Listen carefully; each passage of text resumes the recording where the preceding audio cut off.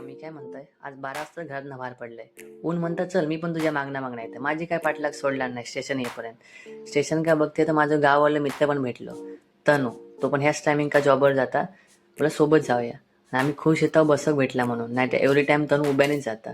घरना येईपर्यंत नेटवर्क फुल असतं. बाकी सगळं नेटवर्क काही भाईंदरच्या खाडीत जाता येईल की.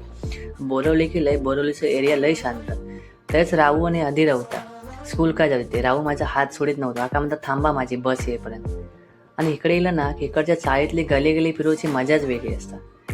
मग तसंच इलंय, तांदूळ घेतले 15 किलो आणि मित्राच्या घरी इलंय. मित्राच्या घरी येऊन 2 वाजता तो झोपलाय. तो डायरेक्ट 4 वाजता उठलाय आणि इलंय कामावर पण आता पोरा येणार होती. तसा जॅक पोर इला आणि त्याला सांगूक लागत नाही काय करूच आता बरोबर आपला स्किपिंग आणि वॉर्मअप चालू करता. मी पण पोरांका शिकू देतोय. आज बोललं बॅकहँड घेतोय. आज जरा पोरा कमी येतं, एक्झाम चालू आहे म्हणून पोरा कमी होते. माझ्या त्यांना बॅकहँड शिकवलंय. तसंच 9 वाजलं बोला ती फ्रेश होऊन निघते घरी. मग तसंच फ्रेश झालंय आणि आज आमची ट्रेन 8 नंबरची येली 5 नंबर का. आणि दोन्ही ट्रेन एकदम लागले, 4 नंबर का वन आणि 5 नंबर का. आम्ही कन्फ्यूज झालो काय करूचा. अपूर्व तर कावरा बावरा झालो. आणि तशी हळूहळू गर्दी वाढवू लागली. आमका वाटलं आज काय बसक भेटणार नाही. मग ट्रेन पकडला कशी तरी बसक भेटला. आणि ट्रेनमध्ये आमका काही ना काय खाऊक लागतात.